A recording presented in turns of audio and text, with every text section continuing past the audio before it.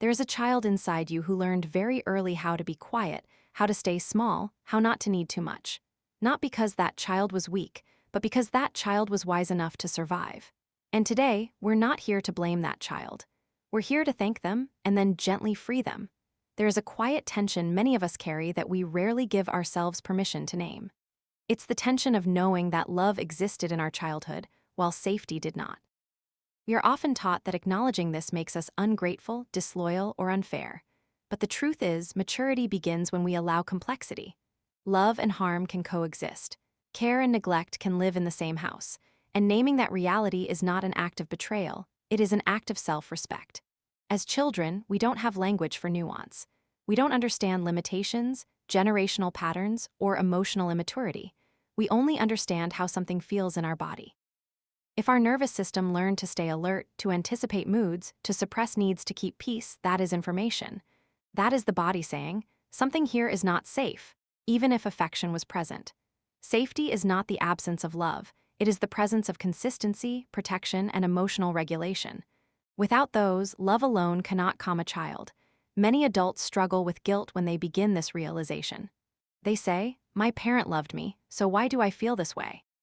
But pain does not require cruelty to exist. Absence can be just as impactful as abuse. Emotional unavailability leaves marks that are invisible but deeply influential.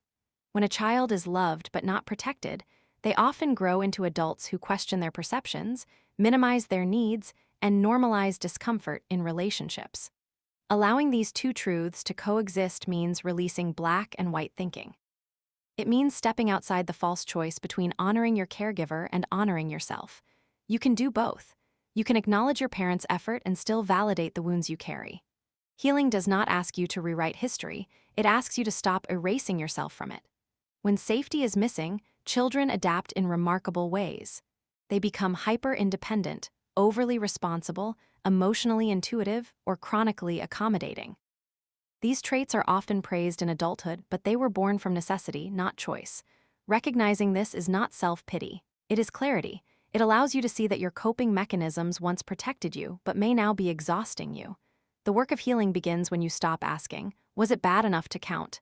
and start asking, "What did I need that I didn't receive?" That shift changes everything.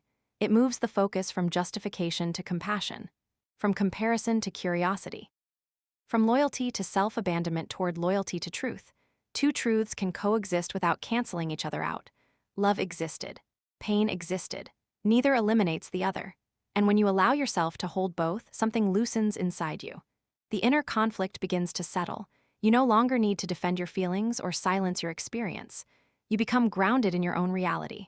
This is where healing finds its footing, not in blame, not in denial, but in honesty. When you let yourself say, "I was loved and I was not safe," you reclaim your story. And in that reclamation, you make room for the safety, care, and compassion you deserve now. The inner child did not adapt because they were fragile. They adapted because they were intelligent, perceptive, and deeply attuned to their environment. Survival was not accidental, it was strategic.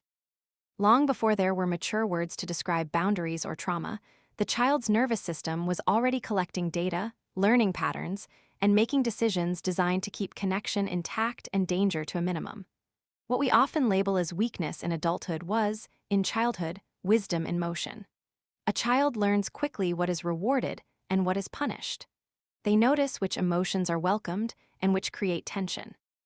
They sense when honesty threatens closeness and when silence feels safer than expression. From these observations, they form strategies: be agreeable, don't need too much, anticipate others' feelings, remain invisible, stay useful. These were not flaws. They were solutions. Solutions created by a mind that understood one essential truth: attachment is survival. Many adults carry a quiet shame about how they coped. They blame themselves for being overly sensitive, people-pleasing, emotionally guarded, or hypervigilant. But those tendencies were not signs of deficiency. They were signs of adaptation. The inner child was responding to uncertainty with creativity and resourcefulness. They were learning how to read rooms, regulate adults, and manage chaos without a guidebook. That is not weakness. That is resilience born far too early. The difficulty arises when those strategies outlive their usefulness. What once kept the child safe can later keep the adult stuck. The same alertness that avoided conflict may now prevent intimacy. The independence that reduced disappointment may now block support. Yet even here, there is wisdom to honor. These patterns persisted because the nervous system believed they were still necessary. Letting go requires safety, not shame. True healing begins when you stop judging the child for surviving in the only ways available to them. Compassion opens space for release. When you can say, "Of course you learned this," something meaningful shifts. You stop waging war against your instincts and start negotiating with them. You teach your body that the danger has passed, that rest is now allowed, that protection no longer has to cost you connection. Acknowledging the wisdom of the inner child also restores dignity. It reframes the narrative from brokenness to bravery. This child did not collapse under pressure, they adapted. They found ways to preserve hope, belonging, and identity in less than safe conditions. That adaptive intelligence deserves respect, not criticism. Healing does not ask you to erase your survival skills. It asks you to update them. To thank them for their service, then gently introduce new choices informed by the present rather than the past. You are not undoing who you are evolving beyond what was required before. When you see your inner child as wise instead of wounded, self-trust returns. You begin to believe in your capacity to navigate discomfort without disappearing. You stop viewing your history as evidence of fragility and start recognizing it as proof of strength shaped under pressure. The inner child survived because they were paying attention. They were listening. They were learning. And now, healing invites you to honor that wisdom while offering the safety they never had to carry alone. Most of us learned early how to shrink our pain to make others comfortable. We learned to explain it away, compare it, justify it, or silence it entirely. We were taught, sometimes directly, sometimes subtly, that our feelings were too much, unnecessary, or inconvenient, so we became skilled at minimizing our own experiences. We told ourselves it wasn't that bad, that we were overreacting, that others had it worse. And in doing so, we delayed our own healing. Healing does not begin with answers. It begins with permission. Permission to feel what is actually there without correcting it, diluting it, or cleaning it up for acceptability. Pain that is minimized doesn't disappear. It moves underground. It shows up later as anxiety, emotional numbness, chronic self-doubt, or reacting strongly to small moments because old wounds were never given space to speak. Honoring your feelings does not mean indulging them or letting them control you. It means acknowledging them as information rather than threats. Emotions are signals. They point toward unmet needs, crossed boundaries, or unresolved grief. When you dismiss them, you dismiss part of your internal guidance system. When you listen, you begin to develop trust with yourself.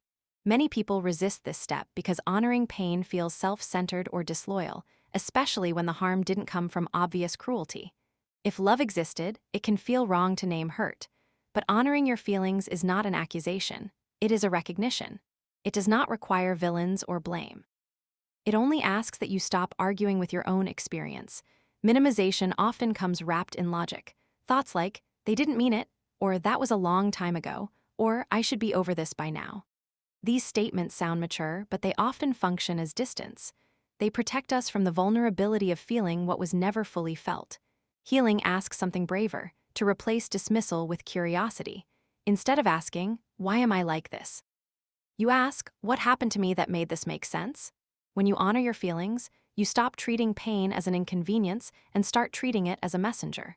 Sadness might be pointing to loss that was never mourned. Anger may be revealing a boundary that was violated. Fear may be reminding you of moments when you were unprotected. None of these emotions are problems to fix. They are experiences asking to be acknowledged. This shift creates safety inside the body. The nervous system relaxes when it no longer has to fight to be heard. You begin responding instead of reacting. You become less defensive, less self-critical, more grounded in your own reality. Honoring feelings allows regulation because it replaces internal conflict with internal compassion. Healing doesn't demand that your pain be extraordinary to be valid. Ordinary wounds still hurt. Quiet neglect can be just as impactful as loud harm. When you stop measuring your pain against others and start meeting it with respect, something powerful happens. Your inner world becomes a place of refuge instead of resistance. Real healing begins the moment you stop saying, "It wasn't that bad," and start saying, "It mattered because it hurt." That truth doesn't trap you in the past. It finally allows you to move forward, whole, honest, and self-trusting. One of the most common ways we try to heal old wounds is by explaining them away. We analyze, intellectualize, and rationalize what happened. We tell ourselves stories about why people behaved the way they did, why circumstances were difficult, why it couldn't have been different. And while understanding can offer insight, it is not what heals the inner child. The inner child was never asking for clarity. They were asking for safety. As a child, you didn't need reasons. You needed consistency. You didn't need context. You needed protection. Explanations belong to the adult mind, but the wound was formed in a place that predates logic. Emotional pain lives in the body, not the argument. That is why so many people can explain their trauma perfectly and still feel triggered, anxious, or incomplete. The nervous system doesn't respond to insight alone. It responds to safety being felt over time. The inner child learned early whether the world was predictable or chaotic, responsive or dismissive. They learned this not through conversation, but through repeated experiences.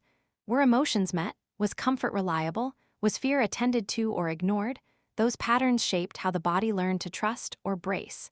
Healing requires meeting the body where it learned those lessons. Safety is created through presence, not persuasion. It's built when your feelings are allowed without being corrected, when discomfort doesn't lead to abandonment, when emotions are held instead of rushed away. The inner child doesn't need to be convinced that the pain made sense. They need to feel that the pain would be met differently now. Many adults stay stuck because they keep trying to talk themselves out of what they feel.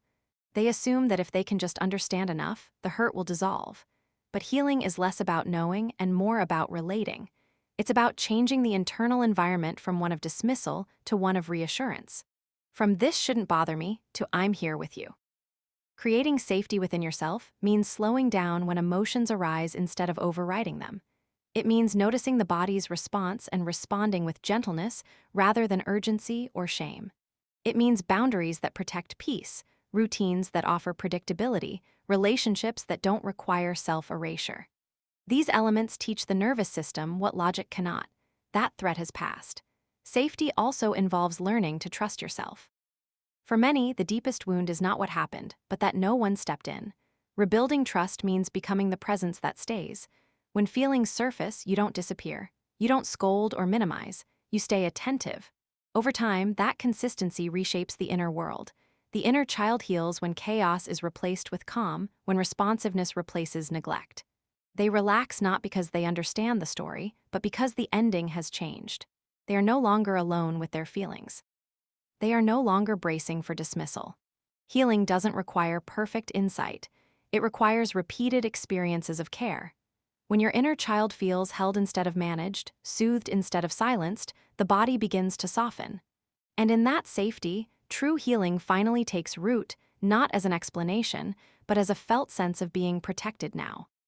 For many people, healing becomes delayed by a quiet hope that never quite leaves, the hope that one day their mother will finally understand, apologize, or show up in the way they always needed.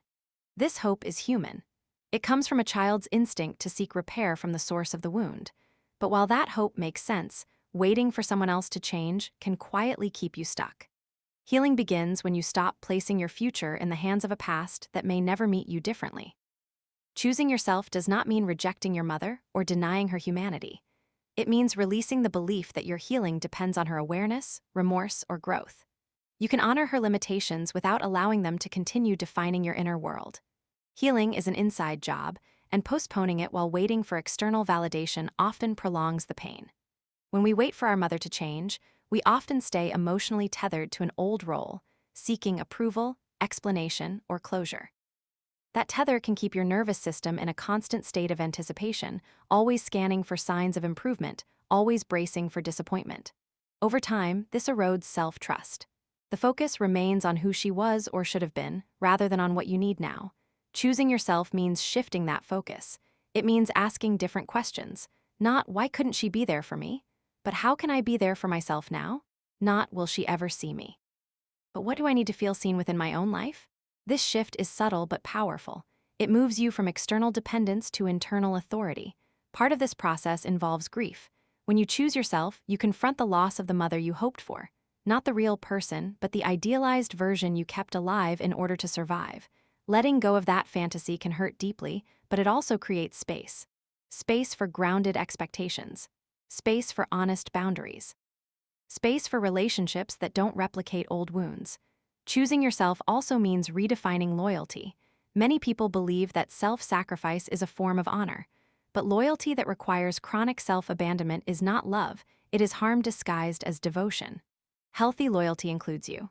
It allows for limits, distance, and differentiation without guilt. This choice shows up in practical ways. You stop over-explaining your feelings. You stop chasing emotional validation from those unable to give it. You build support systems that are reciprocal, not performative. You learn to soothe your inner world instead of seeking regulation from someone who never offered it consistently. Healing does not require confrontation or reconciliation, though it may include them. It requires clarity. It requires accepting what is rather than negotiating with what should have been. Choosing yourself is not a one-time decision. It is a daily practice of alignment with your needs, values, and truth. You don't heal by waiting to be chosen. You heal when you choose yourself, quietly, firmly, and without permission. And in that choice, you reclaim the power that was never meant to belong to anyone else. Reparenting yourself begins with a radical shift in responsibility, not the responsibility for what happened, but for what happens next. It is the choice to stop waiting for protection that never came and start offering it to yourself, intentionally and consistently. This work is not about pretending the past didn't hurt. It's about refusing to let past neglect continue writing the rules of your present. As a child, protection meant having someone step in. Someone to notice distress, set limits, provide reassurance, and soothe when the world felt overwhelming. When that protection was inconsistent or absent, the child adapted by self-monitoring, self-soothing too early, or ignoring their own needs altogether. Reparenting isn't correcting a flaw, it's completing a process that was interrupted. Becoming your own protector starts with believing your feelings. Instead of questioning whether you're overreacting, you learn to ask what your emotions are asking for. Fear calls for reassurance. Anger points to a boundary. Sadness signals loss. In reparenting, emotions are no longer inconveniences, they are cues for care. You become the adult who listens rather than dismisses. Protection also shows up as boundaries, not rigid walls, but clear lines that prevent harm. You stop forcing closeness where there is disrespect. You stop explaining yourself to people committed to misunderstanding you. This isn't cruelty, it's guardianship. Just as a caring parent limits what a child is exposed to, reparenting yourself means limiting emotional environments that activate old wounds. Consistency is what heals. Grand gestures matter less than daily reliability. Showing up for therapy sessions, maintaining routines that regulate your nervous system, resting without guilt, eating when you're hungry, speaking kindly to yourself when you make mistakes. These acts teach your inner child that care is not conditional, that support doesn't disappear when things get messy. Reparenting also involves learning new responses. Instead of self-criticism, you practice self-correction with compassion. Instead of urgency, you allow pacing. When emotions arise, you don't rush to fix them, you stay present. This presence is the protection that was missing. It signals safety through attention rather than control. There will be resistance. Parts of you may believe that harshness equals responsibility, that softness leads to weakness. But protection doesn't mean avoiding discomfort. It means facing it with support rather than alone. Reparenting helps you tolerate feelings without collapsing or escaping because you're no longer abandoned in them. Over time, this practice changes your internal landscape. You become less reactive, more grounded. Trust grows, not in others first, but in your capacity to care for yourself. You begin to make choices rooted in self-respect instead of survival. Relationships shift because you are no longer asking others to fill a role that now belongs to you. Reparenting yourself is not about becoming perfect. It's about becoming present. It's about learning to stand between your inner child and harm, saying, "I've got you now." And when that protection becomes dependable, healing stops feeling like a struggle and starts feeling like a return to safety, to wholeness, to yourself.